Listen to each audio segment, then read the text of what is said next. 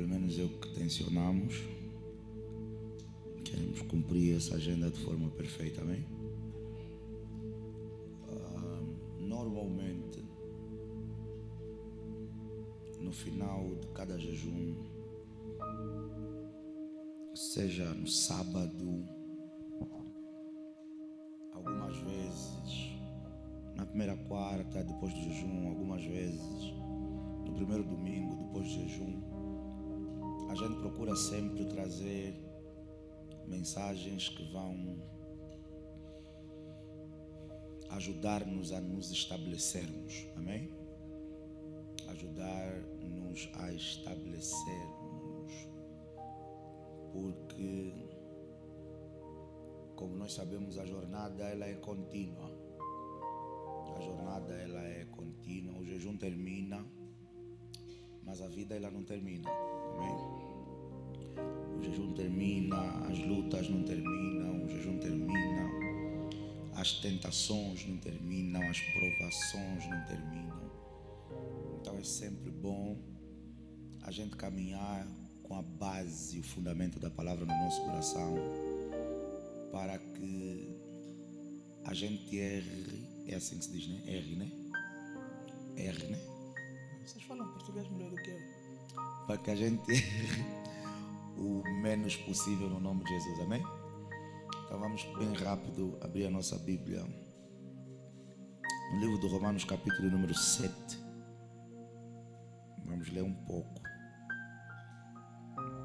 Romanos, capítulo de número 7.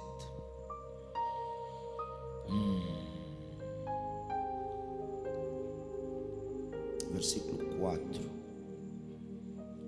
Romanos, capítulo número 7, versículo 4. Diz assim a palavra do Senhor: assim, meus irmãos, também vós estáis mortos para a lei, pelo corpo de Cristo, para que sejais de outro, daquele que ressuscitou dentre os mortos, a fim de que demos frutos para Deus.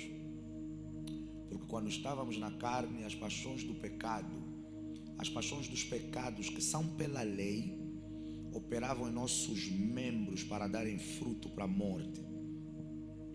Mas agora temos sido libertados da lei, tendo morrido para aquilo em que estávamos retidos, para que sirvamos em novidade de espírito, para que sirvamos com um espírito novo ou um espírito renovado.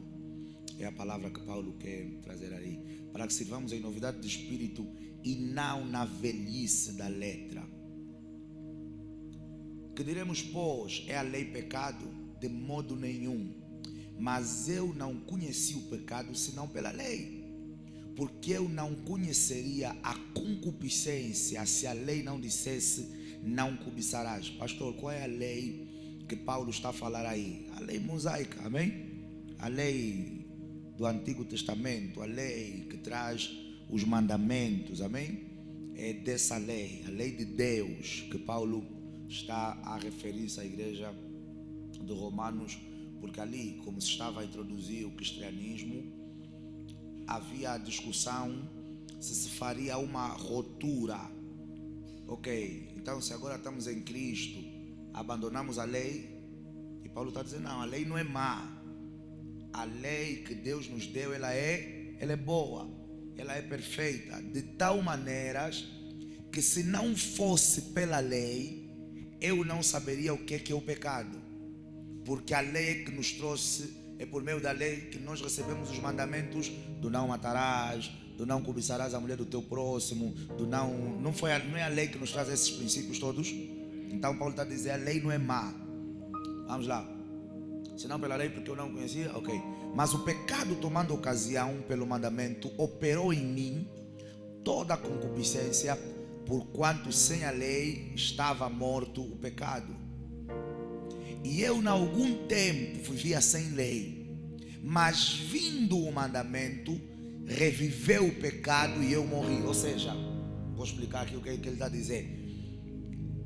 Quando ele está a dizer que vivia sem lei, vivia de qualquer forma, porque era ignorante, não tendo conhecimento da lei.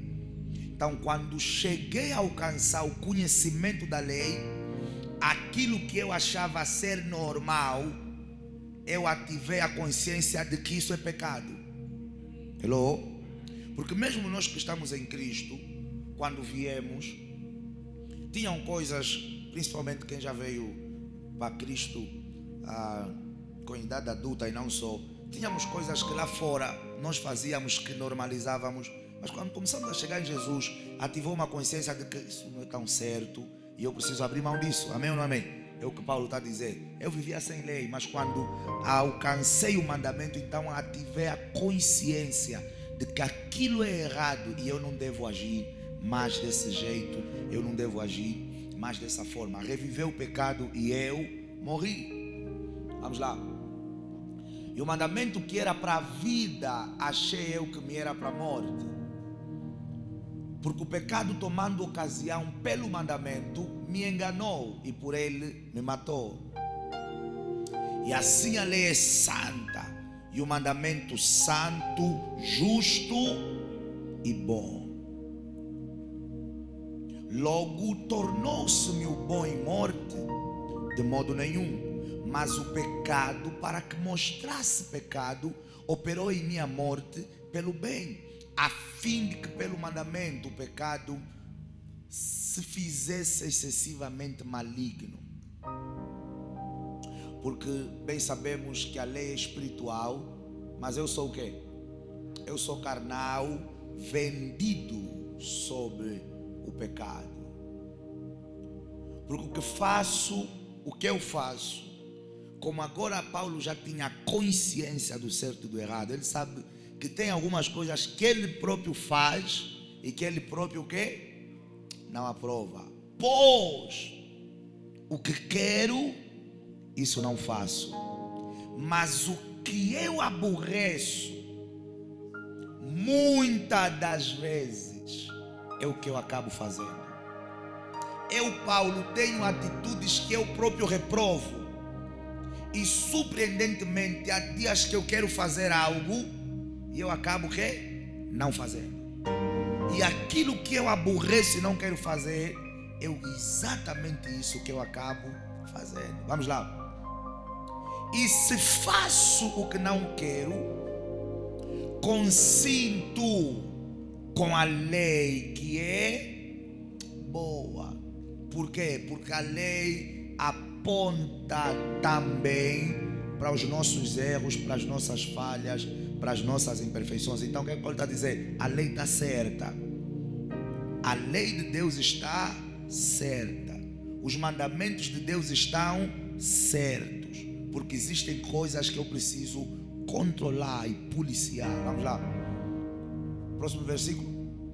De maneira que agora já não sou eu que faço isto, mas o pecado que habita em mim. Ou seja, atingi um certo nível de evolução, que hoje algumas coisas que vão acontecendo já não acontecem pelo desejo que o Paulo tem, mas pela natureza do pecado que habita em mim.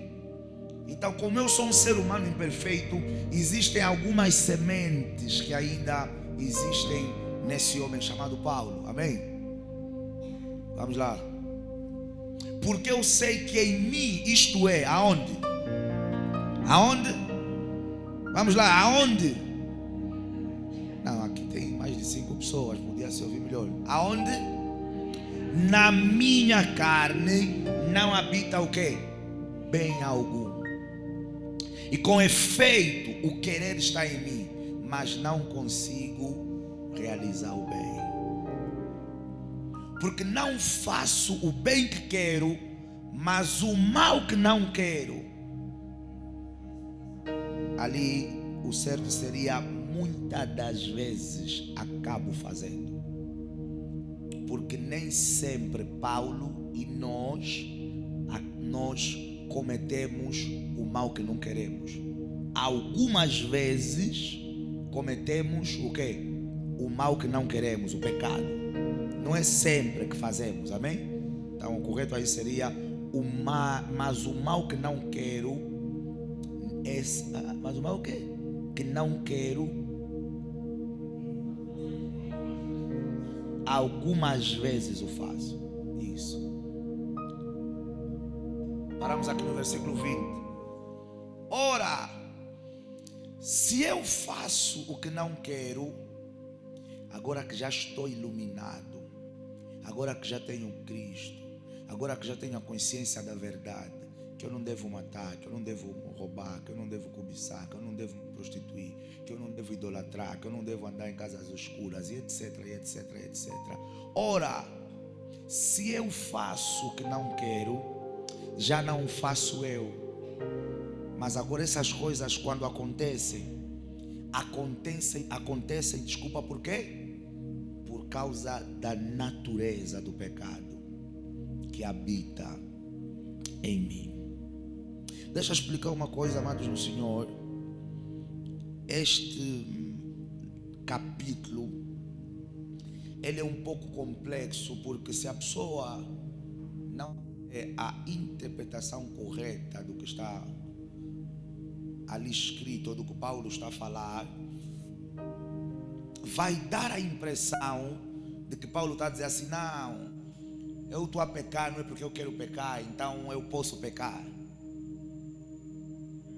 Porque ele está dizendo: não, olha, quando eu peco, não é porque eu quero pecar, é porque o pecado habita em mim, então eu peco. Hello? Então, se vocês lerem todo o capítulo, vocês vão ver que em várias passagens Paulo vai trazer essa narrativa. E se nós vemos a sabedoria e entendemos o contexto, vai parecer que Paulo está dizendo: não, antes eu fazia porque queria fazer, hoje continuo a fazer, já não porque quero fazer, mas porque o pecado está em mim e me habilita a fazer. Mas não é isso que Paulo quer dizer. Amém? O que Paulo quer dizer, e vou explicar no decorrer da minha mensagem, que já tem que acabar porque faltam 29 minutos para as 9h30, é, em primeiro lugar, que nós somos carne, e como carne nós somos limitados, e como limitados, como ele diz, não há nenhum bem na nossa carne. Como limitados com essa carne, nós nunca vamos conseguir vencer. Nós nunca vamos conseguir vencer nossos pecados pela carne a 100%. Amém, igreja? Porque nós vimos ele dizer o quê? Que não há bem nenhum, não há coisa boa nenhuma que pode surgir da onde? Da carne. Então, se eu estou a lutar contra o cigarro, contra o álcool, contra a mentira, contra a fornicação, contra a prostituição, contra a idolatria, contra qualquer pecado que seja, e estou a fazê-lo no braço da carne, Paulo está dizendo: não há desejo bom nisso aqui. Isso não vai ser suficiente para nós conseguirmos vencer qualquer coisa que a gente aponte como sendo errada ou incorreta. Por que o pastor está trazendo essa mensagem nessa manhã, amados no Senhor? Eu dizia: nós sabemos que a caminhada é contínua, e tentações, provações, elas vão cercar as nossas vidas continuamente. Vocês estão com fome ou quê? Ei, veja aí, muitas das vezes, no próprio período de jejum, vai vir uma tentação. Vai vir uma tentação, às vezes em forma de fundo, é assim que se diz, né? O ex que você já deixou, ele vai aparecer para dizer que te ama, que você é o amor da vida dele, para desestabilizar o teu emocional.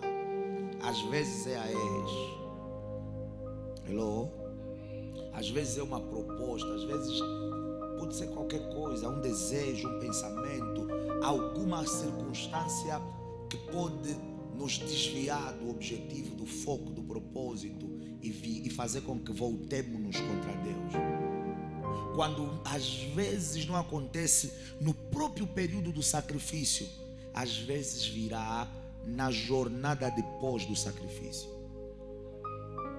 A Bíblia fala que Jesus, ele jejuou durante 40 dias e 40 noites, e quando ele terminou o jejum, anjos apareceram a ele. Não é isso que a Bíblia diz? que a Bíblia diz? O diabo lhe apareceu. Depois dele sair de um trabalho espiritual, ao invés de vir glória, veio tentação. Ao invés de vir o power, primeiro veio a tentação, veio a provação. Então, muitas das vezes, no próprio percurso do jejum, ou depois do período do jejum, virão provações, virão tentações, virão situações que vão testar a nossa humanidade, que vão, às vezes, nós vamos ver daqui a nada, ser um indicativo para nós de que nós não somos às vezes tão perfeitos como pensamos, não somos às vezes tão santos como pensamos, não superamos bem algumas coisas como pensamos e que precisamos manter cada vez mais os níveis da nossa espiritualidade alerta e os níveis da nossa humildade cada vez mais altos. Anote aí, aqueles que são do grupo de anotar, o que é que o Paulo nos relata no livro de Romanos, capítulo número 7. Ele fala-nos de um conflito interior. Ele fala-nos de uma luta entre o bem e o mal. Ele fala-nos de uma luta da mente com o quê? Com a lei de Deus. Ele fala de uma luta do querer fazer o bem com querer fazer o mal. Paulo, ele está abrindo o seu coração, falando para a igreja de Romanos, trazendo a eles exatamente o correto. O que, pastor? A ideia para a igreja de Romanos de que nem ele, que era o apóstolo dos gentios, era um homem perfeito. Então ele abriu o seu coração para a igreja de Romanos e dizer: eu próprio, Paulo, também tenho os meus conflitos, também tenho as minhas lutas.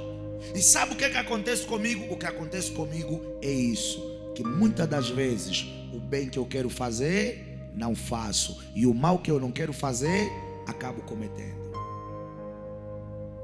Paulo, ele está a ser um líder sincero com a igreja que ele está a liderar.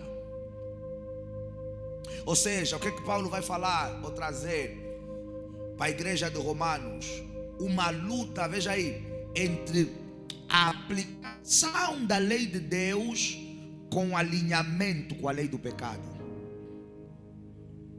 A lei de Deus me leva para um certo lado, mas a lei do pecado me puxa constantemente para um outro lado. Um conflito entre que lei eu devo dar vida, que lei eu devo dar corpo, que lei eu devo obedecer. Por quê? Porque tal como Paulo, amados no Senhor, nós que estamos aqui nesse momento temos a consciência dessas duas leis. Quem está aqui que não tem noção do certo e do errado? Quem está aqui que tem noção do certo e do errado? Todos nós. Então, tal como Paulo, nós estamos numa fase já em que temos a consciência do que Deus espera de nós e do que a lei do pecado quer de nós, e precisamos cada vez mais ser sinceros, que veja, nós não somos perfeitos, e todos os dias, de uma forma ou de outra, como eu disse aqui durante esses 21 dias, em forma de pensamentos, em forma de desejos, vontades, ações, atitudes, nós poderemos ser visitados pela lei do pecado, para fazermos alguma coisa dessa forma, uma ação que pode ferir o teu próximo, ferir o teu Deus, e ser uma marca contra nós. Anote aí, o que é que Paulo nos quer trazer com esse capítulo de Romanos, capítulo, com a ideia de Romanos capítulo número 7, que a nossa capacidade humana de fazer o bem, ela é limitada. Com Romanos capítulo número 7, porque o que Paulo vai falar? Não há bem nenhum na carne, não há nada de bom que pode proceder da carne. Então Paulo quer trazer-nos a consciência, a igreja, de que a nossa capacidade humana, ela é o quê? ela é ilimitada. Eu e você precisamos e vamos precisar continuamente da ajuda do Deus Todo-Poderoso para não falharmos na jornada, para não falharmos no propósito, para não falharmos na missão, para não acabarmos antes do nosso tempo por causa do ego, por causa da mentira, por conta de alguma mancha de pecado que fez com que Deus se separasse ou se apartasse de nós. Paulo quis trazer para nós a consciência de que homens como nós, por mais que preguem, orem, adorem, busquem, sirvam, estejam nos templos, nas sinagogas, eles são limitados. E precisamos cada vez mais e de forma contínua do quê? Da ajuda de Deus. E o que é que eu aprendi na jornada da vida, amados do Senhor? Que Deus ajuda aqueles que são sinceros com Ele. Deus ajuda aqueles que são honestos com Ele. Deus ajuda aqueles que têm a capacidade de abrir o seu coração diante do trono da graça e dizer: Senhor, os 21 dias terminaram, mas eu percebi que ainda há uma inclinação para aquilo. Senhor, os 21 dias, porque veja, 21 dias de jejum, e essa é a verdade que eu tenho que vos dizer, não vai mudar toda a tua vida, nem toda a minha vida. Vai afetar parte dela. Hello? 21 dias de jejum não vai mudar o quê? Toda a minha vida, nem toda a tua vida. Eu nunca ouvi nem dos grandes pregadores do mundo, nunca ouvi ninguém que disse: eu fiz 40 dias de jejum e depois disso eu fiquei curado, meu pai teve emprego, minha mãe teve emprego, consegui a casa, consegui o carro, casei, viajei por conta do único jejum. Quem já ouviu isso? Alguém que disse: o único jejum mudou toda a minha vida, toda a minha casa e toda a minha família. Meu pai se converteu, minha mãe se converteu, meus primos se converteram, meus irmãos se converteram, meus avós deixaram a idolatria, se converteram, só por conta daquele jejum que eu fiz. Quem aqui já teve essa experiência ou já ouviu o testemunho de alguém nessa linha? Por quê? Porque nenhum jejum no seu todo, nenhum jejum vai mudar no seu todo os resultados da tua vida. Amém. Vocês queriam que eu dissesse: esse jejum mudou a tua vida para sempre? Nunca, porque sabe por quê? Nesse momento você está orando para ter 1 milhão.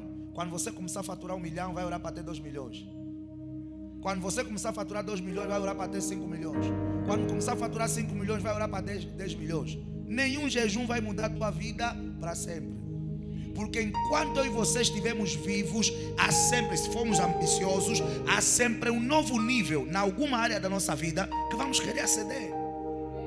Não, eu orei para a dor de cabeça, a dor de cabeça desapareceu, agora quero curar cancro, agora quero curar o VIH. Consegui, pela graça de Deus, operar uma cura do cancro, do câncer, agora quero ressuscitar mortos, agora quero fazer os paralíticos andarem. Sempre haverá em Deus um novo nível para quê? Para acedermos. Uau, eu recebi o batismo do Espírito, eu já falo em línguas, mas eu nunca vi anjos, mas eu nunca ouvi a voz de Deus, mas eu nunca acedi a visões, eu nunca acedi a revelações. Sempre há um novo nível para nós acedermos. Então, cada jejum, ele vai fazer, cada experiência com Deus, ele vai nos fazer graduarmos. Uau, olha, perfeito. Vai nos fazer subirmos um degrau dessa escada.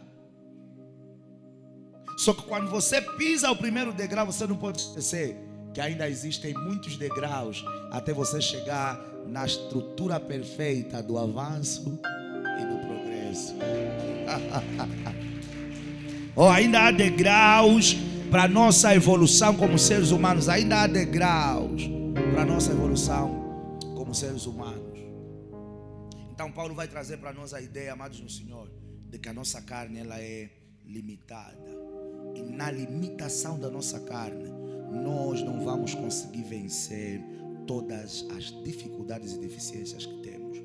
Mas precisamos andar alertas de que existem deficiências que ainda precisamos vencer.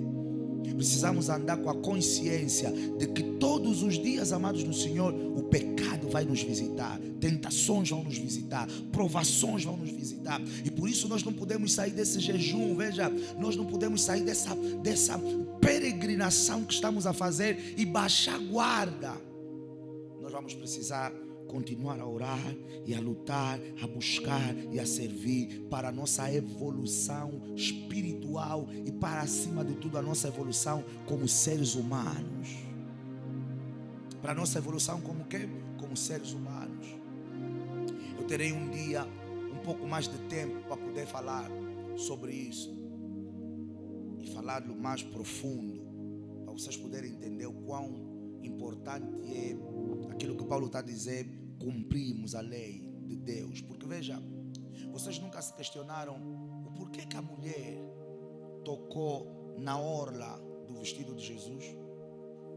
Eu vi uma matéria de um judeu e ele conta que, e aliás, quem tem o kippá, aquele manto dos judeus, sabe disso. Ele conta que e mostra que na cultura judaica, nas partes de baixo da orla e naquele manto aqui na borda, é onde estão os mandamentos. Então ela tocou nos mandamentos como prova de que os mandamentos geram a misericórdia de nós para a nossa vida. E o que é que Jesus queria nos ensinar com essa passagem? Se nós queremos ser visitados por Deus, nós precisamos tocar nos mandamentos, cumprir os mandamentos, andar debaixo dos mandamentos de Deus. Quando nós cumprimos os mandamentos, a misericórdia de Deus vai transbordar sobre nós. Em Deuteronômio 28 é isso que Deus disse ao povo pelo ministério de Moisés: se vocês ouvirem atentamente a minha voz e fazerem conforme eu vos orientei. O que é que ele vai dizer na sequência? Bendito vocês vão ser no campo, bendito vocês vão ser na cidade, eu vou fazer isso, eu vou prosperar, eu vou abençoar o teu cesto, a tua amassadeira e papapá. Mas Deus condiciona o quê? Bênção, cura, proteção, a obediência do povo e cumprir o quê? Os mandamentos dele. Porque eu e você somos falhos e somos imperfeitos. Paulo vai falar da concupiscência. Provavelmente você já ouviu essa palavra várias vezes na Bíblia. Anote aí, quando Paulo fala de concupiscência, o que é que ele quer falar? Fala-nos, veja aí, de um desejo descontrolado para o cumprimento de um certo pecado. Quando a Bíblia fala-nos de concupiscência, ele fala-nos de um desejo intenso, descontrolado ou desordenado de um certo pecado ou comportamento desviante. Então, quando a Bíblia está falando da concupiscência, está falando de uma coisa que já tomou uma proporção grave, já não é uma coisa normal. Se quisermos dizer, já não é um pecado acidental, é uma coisa intensa a queimar em nós e que de tempos em tempos a gente pratica aquele erro ou aquele pecado. Que Deus nos dê a graça de, na jornada da vida, não sermos enredados pela concupiscência do mal e pela concupiscência dos prazeres da carne, em nome de Jesus Cristo. Alguém me dá um amém? 2 de Coríntios capítulo de número 12, versículo número 7. Esse mesmo Paulo, ele vai escrever para a igreja de Coríntios, ele vai falar uma coisa de extrema importância. O que é que ele fala para a igreja de Coríntios nesse capítulo? Ele vai falar que ele tem um espinho na carne. Veja aí, e para que não me exaltasse pela excelência das revelações, para que eu não me vangloriasse, veja, para que ele está dizendo, para eu não me vangloriar e dizer assim, não, eu estou a escrever mais do que os outros, eu estou a ceder a coisas que João não viu, que Pedro não viu, que os outros não viram, para que não me exaltasse pela excelência das revelações, foi-me dado o quê? Um espinho na carne, a saber, um mensageiro de Satanás para me esbofatear, a fim de me não exaltar. Veja, várias linhas teológicas defendem que quando Paulo fala desse espinho na carne, ele está falando de uma fraqueza. Para Deus provar a ele cada vez mais que Paulo, independentemente de eu te usar em visões, revelações, em curas e seja lá o que for, você não é superior a ninguém. Você é tão pecador quanto eles. Por isso é que nos versículos a seguir ele vai dizer que eu orei uma e outra vez, várias vezes pedi a Deus para que me ajudasse, mas Deus, para me manter humilde, Ele disse: isso não vai sair da tua carne, eu não vou tirar esse desejo da tua carne. Por quê? Porque a minha graça, ela vai ser bastante para ti, e o meu poder vai se aperfeiçoar na tua fraqueza. Mas veja ali, não é para cometer o pecado, mas é para ter a consciência de que eu estou a lutar contra esse pecado. Eu posso falar toda a verdade? É o que eu creio, o que eu acho e o que eu acredito. Que nenhum ser humano, primeiro, é perfeito. Segundo, nenhum ser humano vai chegar à estatura da perfeição. Nós vamos sendo aperfeiçoados. Mesmo quando ficamos avós, pode já não ter o pecado A, o B, o C, mas tem alguma coisa naquele avô. Às vezes é fofoqueiro o avô, às vezes é rabugento, não é? Às vezes é um cara descontrolado. E os avós e as pessoas é assim, enquanto mais velhos, mais que? Mais ranhosos, mais chatos. Então, até o último dia da minha e da tua vida, na velhice, nós vamos viver com fartura de dias, velhos, 80, 90, em nome de Jesus Cristo.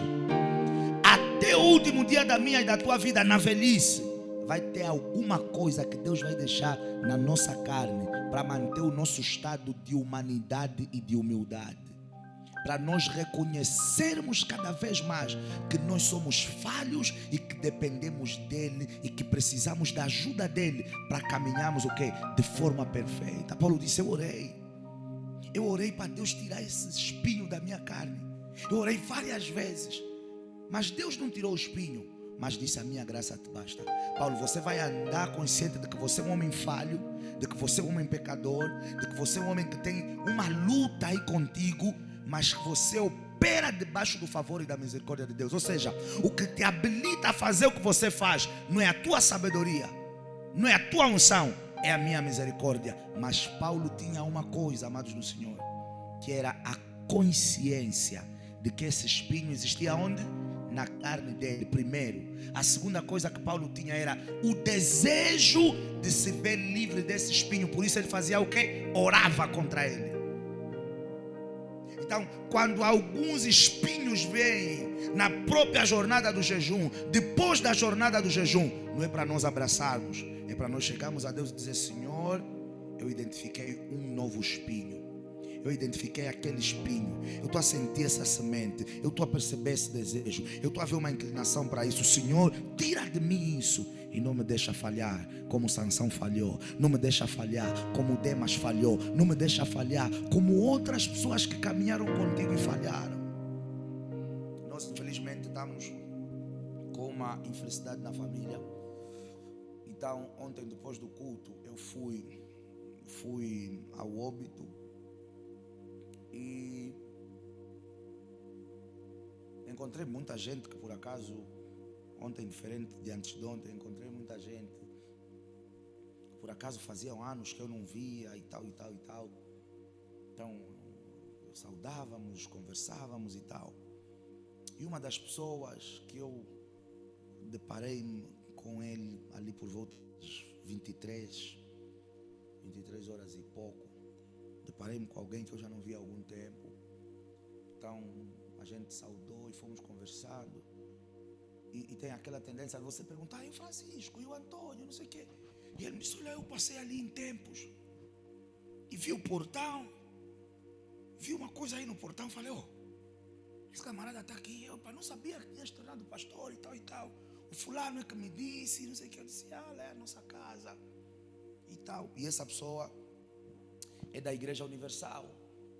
E nós conhecemos alguém em comum que antes dele ser obreiro da Igreja Universal, essa pessoa já era obreiro há muitos anos.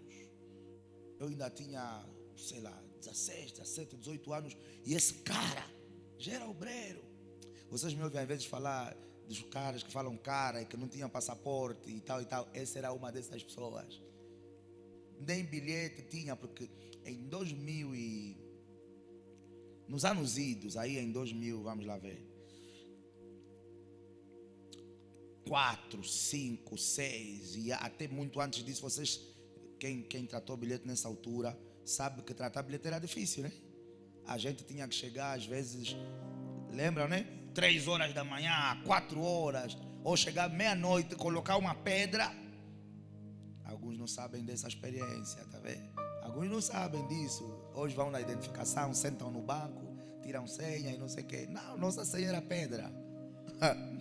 A gente tinha que chegar de madrugada, molhar o segurança, colocar uma pedra e dizer assim: essa é a minha pedra, eu sou o primeiro da fila.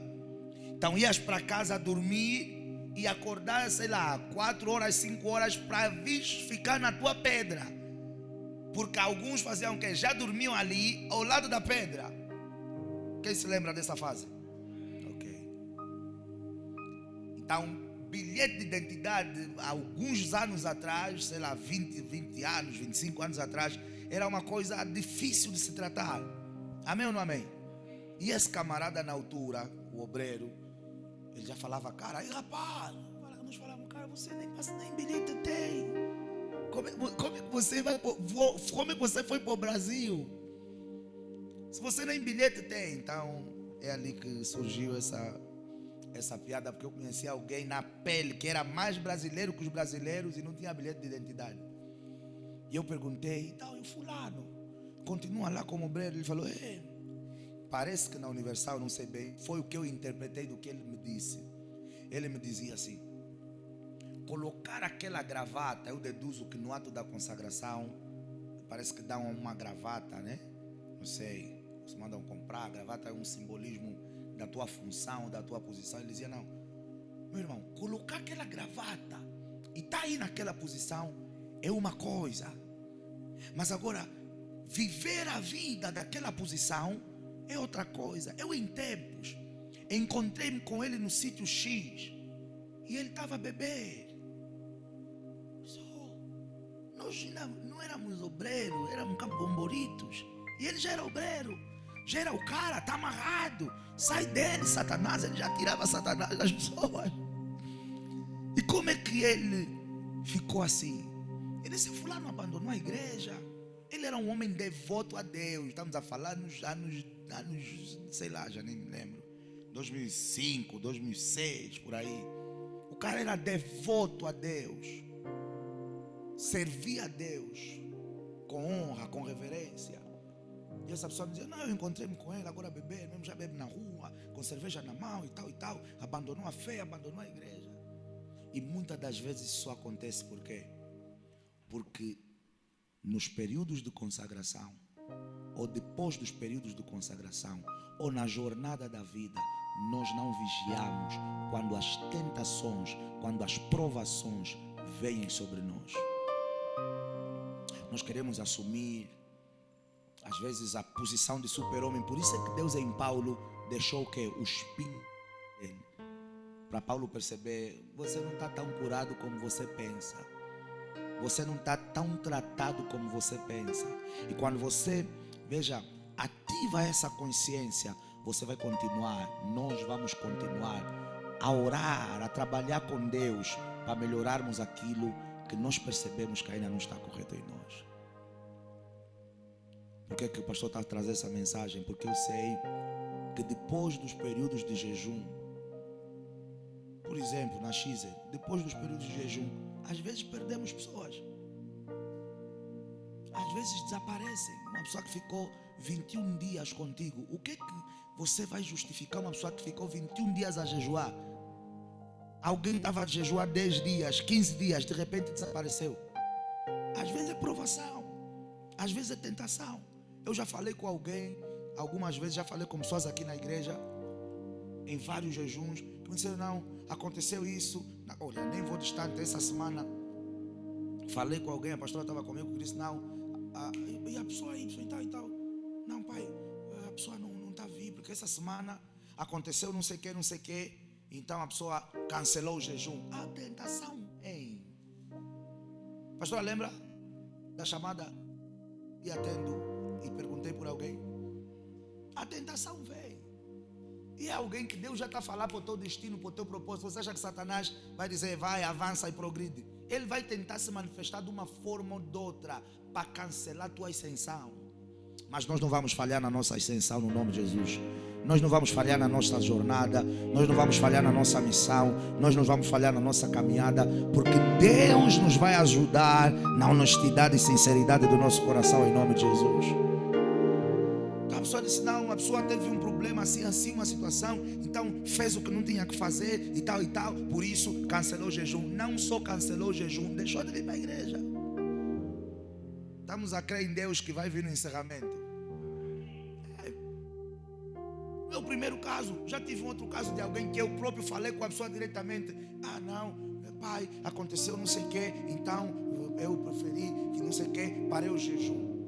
Nós temos que policiar muito a nossa mente, porque a pessoa fez algo, veja aí, e disse que não se achava digna. Então preferi me afastar. Ouça, quando eu e você pecamos, não é para fugir de Deus, é para correr para Deus e dizer, Senhor, fiz isso, fiz mais, fiz aquilo, me ajuda. Não é para fugir de Deus, é para vir mesmo para Deus, porque às vezes são espinhos que Deus é que está permitindo que venham para a tua carne, para você ter a consciência de que você não está o quê? Bem tratado ainda. Não, me achei indigna, então cancelei o jejum e não estou a vir.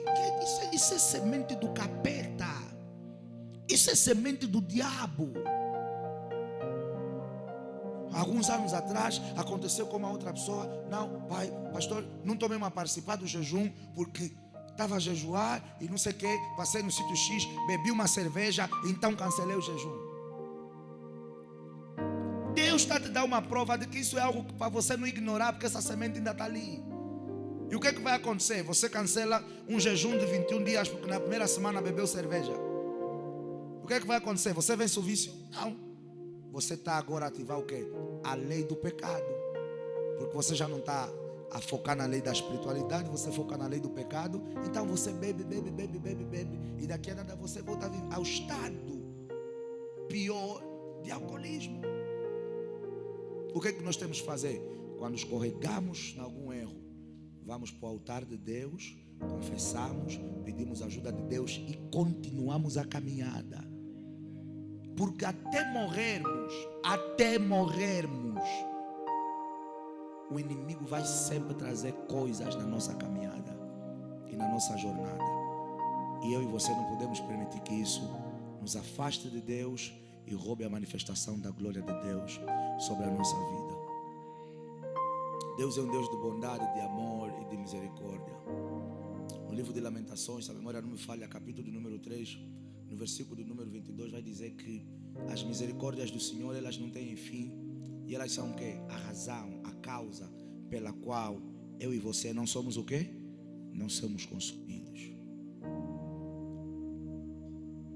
Davi, ele escreveu no livro de Salmos, capítulo número 51, dizendo que há um coração quebrantado e contrito, Deus não despreza. Veja, novas são a cada manhã. Quer dizer que Deus, Ele tem a habilidade de renovar as misericórdias dele sobre a nossa vida.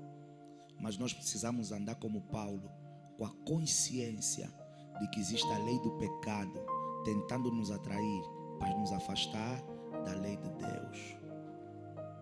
No final do jejum, a semente que eu quero deixar no nosso espírito é para vigiarmos, para orarmos, para nos policiarmos, para não baixarmos a guarda. Porque não, agora já fiz 21 dias de jejum, agora vou fazer 21 dias de desjejum. Vou desjejuar 21 dias sabáticos, sabe, 21 dias de férias, vou curtir a baronesa. Não. Pastor não está a dizer para não tirar férias. Pastor, quando está a falar de férias, não está a falar só no sentido de ir para algum lugar. Não, estou a falar no sentido de férias das coisas de Deus, férias do Espírito. Ei, nada, não faz isso, já orei muito, meu irmão. Agora me deixa também. Não façam isso. Não nos permitamos. Os irmãos que estiveram aqui no primeiro sábado sabem que Deus nos deu um culto lindo. E naquele culto a exortação do Senhor era o quê? No sentido de percebermos que Deus se conhece e prossegue sem quê? Em conhecê-lo. A jornada não acabou com esses 21 dias. Acreditamos no nome de Jesus que esses 21 dias deu-nos um novo acesso.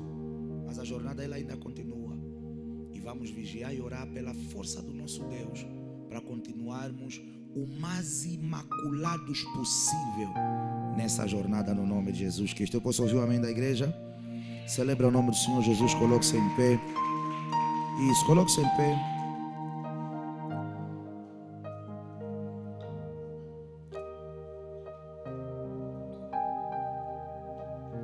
Levanta as tuas mãos. Fecha os teus olhos. Agradeça a Deus por esse sábado em sua casa e em sua presença, pela palavra que foi partilhada. E você vai orar de acordo com a mensagem que foi ministrada nessa manhã. A minha oração e a tua oração será, uma vez mais, pedimos a Deus para que Ele nos ajude nas nossas fraquezas. Nós vamos orar e vamos dizer: Senhor, nós passamos por essa jornada, mas nós reconhecemos a nossa humanidade. Reconhecemos que não há nada de bom que possa vir da nossa carne. Reconhecemos que nós somos homens num processo de evolução, de aperfeiçoamento. Reconhecemos, Senhor, que ainda há coisas em nós que precisam ser destruídas, que precisam morrer. Senhor, ajuda-nos. Depois dessa jornada de 21 dias, ajuda-nos nas nossas fraquezas, ajuda-nos nas nossas limitações, ajuda-nos nas nossas falhas, ajuda-nos nas nossas debilidades. Porque, Senhor, como Paulo, muitos de nós estamos naquelas frequências de que às vezes queremos fazer um certo bem e não conseguimos fazer esse bem.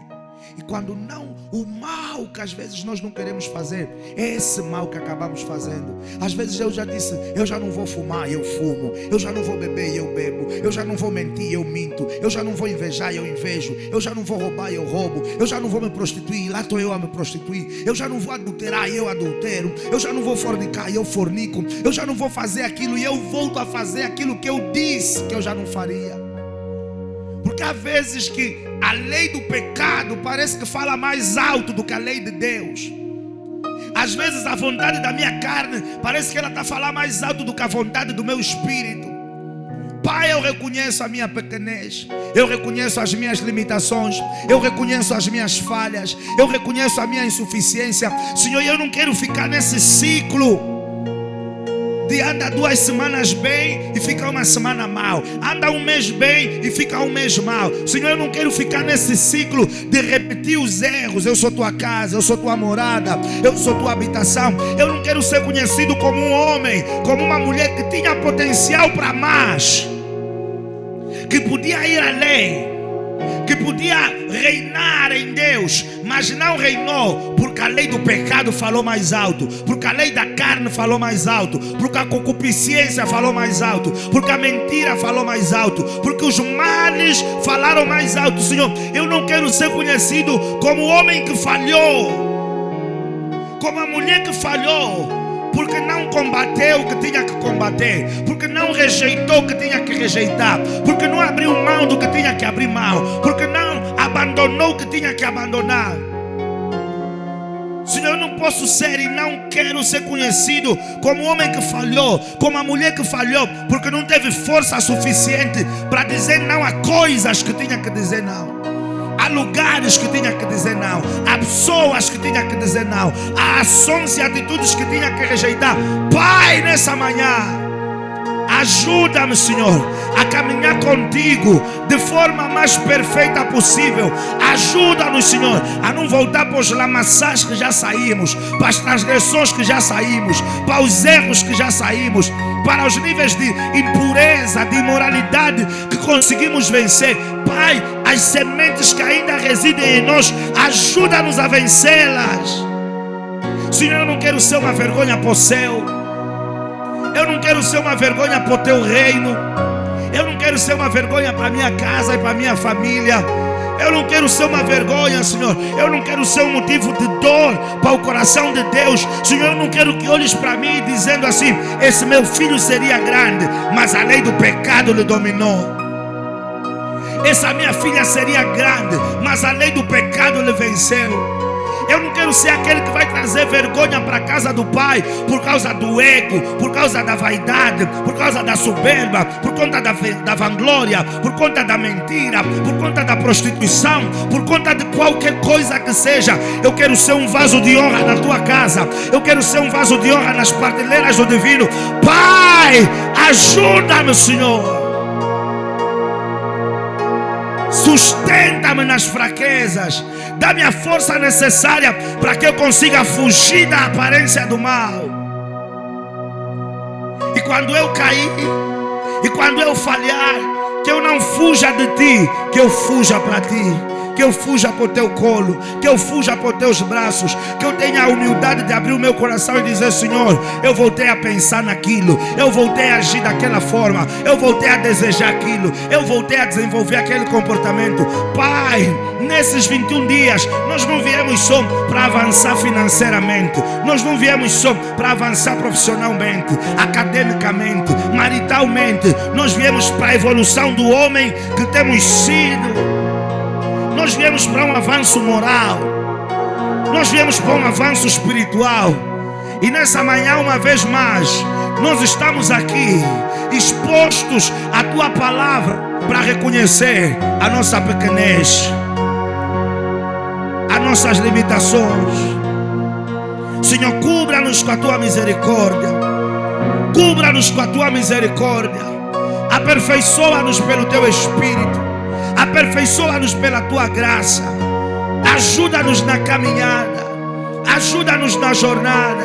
Isso, fale com teu Deus. Fale com teu Deus. É uma manhã do coração aberto, porque os 21 dias vão terminar, mas a jornada da vida não vai terminar. Os 21 dias vão terminar, o propósito ainda não terminou. Os 21 dias vão terminar, mas a tua missão ainda não terminou. Os 21 dias vão terminar, mas a tua chamada ainda não terminou. Os 21 dias vão terminar, mas Deus ainda não terminou contigo. E de quando em quando o mal bate a porta, o mal nos visita, ofertas do maligno nos visitam, propostas do maligno nos visitam. Eu não quero ser conhecido como o homem que tinha potencial e falhou por conta do pecado. Eu não quero ser conhecida como a mulher que tinha potencial e falhou por conta do pecado. E falhou porque eu não quero ser conhecido como aquele que falhou porque não conseguiu controlar a carne, controlar os impulsos, controlar os desejos, controlar o mal. Deu mais vida, mais corpo, mais voz ao que era errado do que ao que era certo. Pai, eu sou falho. Pai, eu sou pecador. Pai, eu sou impuro. Pai, eu sou limitado. Senhor, cubra-me com a tua misericórdia. Cubra-me com a tua misericórdia. Cubra-me com a tua misericórdia. Cubra-me com a tua misericórdia. Cubra-me com a tua misericórdia. Cubra-me com a tua misericórdia. E ajuda-me a vencer o mal. E ajuda-me a fugir do mal. E ajuda-me a vencer o erro. Ajuda-me a fugir do erro. Ajuda-me a vencer o engano. Ajuda-me a vencer a mentira, a soberba, a vencer qualquer semente que te desagrada em mim. Transforma a minha vida. Trabalha no meu caráter. Trabalha no meu coração. Trabalha nos desejos e nas vontades que eu emano. Restaura-me. Muda-me.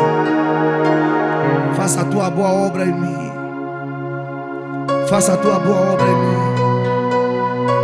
E te peço que no poder, no nome de Jesus, ajuda-nos a chegar à estatura de varões perfeitos. À estatura de varões perfeitos. À estatura de varões perfeitos. À estatura de varões perfeitos. Obrigado, Senhor Jesus, por essa manhã. Obrigado pela tua palavra. Obrigado pela tua instrução. Obrigado pela tua orientação. Senhor, ajuda-nos no pós-jejum. Que essa é a fase crucial. A fase pós-jejum. É ali aonde queremos voltar, aonde estávamos.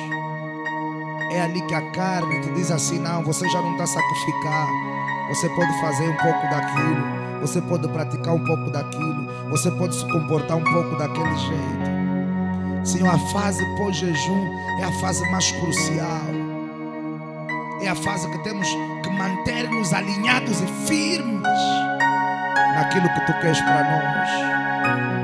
Ajuda-nos, Senhor.